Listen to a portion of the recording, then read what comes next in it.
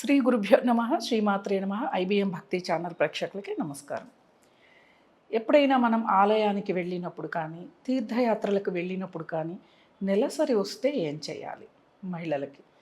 అంటే ఒకప్పుడు కాలంలో బాగా వయసు అయిపోయిన తర్వాత వాళ్ళకి నెలసరి ఆగిపోయిన తర్వాతే వాళ్ళు తీర్థయాత్రలు చేసేవాళ్ళు. అది కూడా ఒక కాశీకి వెళ్ళి మళ్ళీ తర్వాత రామేశ్వరం వెళ్ళొచ్చేవాళ్ళు.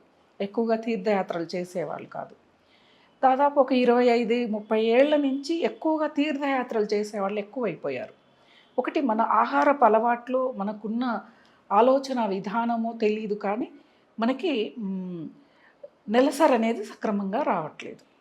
తెలీదు. నెలసరి అయ్యాక ఓ 15 రోజులకి వచ్చిన సందర్భాలు చాలామందికి కనిపిస్తాయి. ఆలయంలోకి అడుగు పెట్టాక మనకి అనుమానం అనిపిస్తే మనకేం తెలియదు కదా. మన స్వామివారిని దర్శనం చేసుకొని వెంబడి ఆలయం నుంచి బయటికి రావాలి. లేదు తీర్థయాత్రలకు వెళ్ళాము, ఏ రైల్లోనో వెళ్ళాము, దిగాము, అక్కడ దిగిన తర్వాత మనకి నెలసరి వచ్చింది. అయ్యో అసలు ఆ భగవంతుడి యొక్క ఇంత దూరం వచ్చానే, ఆ భగవంతుడి అనుగ్రహం దొరకలేదన్న బాధ మీకు అవసరం లేదు.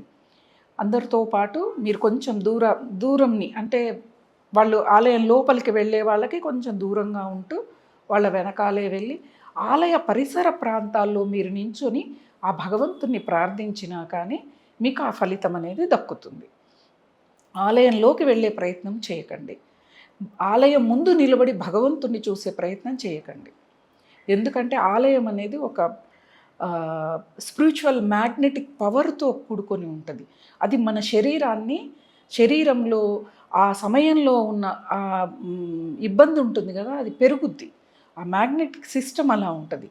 మన శరీరం తట్టుకోలేదు ఆ సిస్టమ్కి అన్నమాట. కాబట్టే ఆలయం దర్శనంలోకి అదేదో పెద్ద దోషము లేకపోతే లోపలికి వెళ్ళిపోయి ఇది చేయకూడదు అనేది కాదు. అందుకే అందరినీ ముట్టుకోవద్దని కూడా అంటారనమాట.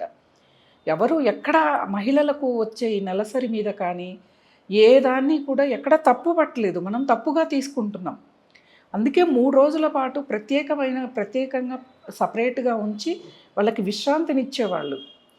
ఇప్పుడు ఉద్యోగం చేసేవాళ్ళు కానీ వ్యాపారం చేసేవాళ్ళు కానీ సెలవులు తీసుకుంటారు. మహిళకి సెలవు ఉండదు.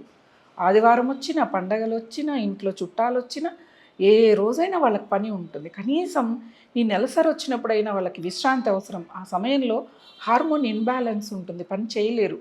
పని చేయగలిగిన మానసిక పరిస్థితి బాగుండదు కాబట్టి ప్రత్యేకంగా ఉంచేవాళ్ళు. ఇప్పుడు మనం ప్రయాణాలు చేస్తూ ఉన్నాం.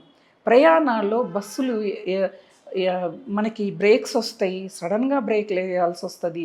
ఇలాంటప్పుడు మన బాడీ నెగిటివ్గా రియాక్ట్ అవుతుంది. అందుకే పూర్వకాలంలో నెలసరి వస్తే పొలిమేర కూడా దాటేవాళ్ళు కాదు. ఇంటినే కాదు, పొలిమేర కూడా దాటేవాళ్ళు కాదు. ఇప్పుడు ఉద్యోగరీత్యా పరిస్థితుల రీత్యా తప్పదు, వెళ్ళాలి. కాకపోతే కొన్ని నియమాల్ని పాటిస్తూ మనం ఈ నెలసరి సమయంలో ఆలయం తీర్థయాత్రలకు వెళ్ళినప్పుడు వస్తే మనం ఈ విధంగా ప్రవర్తిస్తే చాలు, అక్కడ భగవంతుడి యొక్క అనుగ్రహము మీకు లభిస్తుంది. ఆ ప్రాంతానికి వెళితే ఆ ఆలయం చుట్టూ ఉన్న ఆ యొక్క పాజిటివ్ ఎనర్జీ కూడా మనలో పాస్ అవుతుందన్నమాట మనలోకి. కాబట్టి ఆలయంలోకి వెళ్ళాక అనుమానం వచ్చిందంటే మనకేం తెలీదు కాబట్టి వెంబడే దర్శనం చేసుకొని వెనక్కి వచ్చేయాలి అంతే. అలాగే మంత్ర ఉచ్చారణ కూడా కొన్ని బీజాక్షరాలు అయితే చేయకూడదు. అవి నెగటివిటీని, అంటే ఈ సమయంలో హార్మోన్ ఇన్బ్యాలెన్స్ ఉంటుంది కాబట్టి అది నెగిటివ్గా రియాక్ట్ అవుతుందని చెయ్యవద్దు అని చెప్తారనమాట. ఇలాంటి పరిహారాల కోసం ఈ ఛానల్ని సబ్స్క్రైబ్ చేసుకోండి, లైక్ చేయండి. స్వస్తి.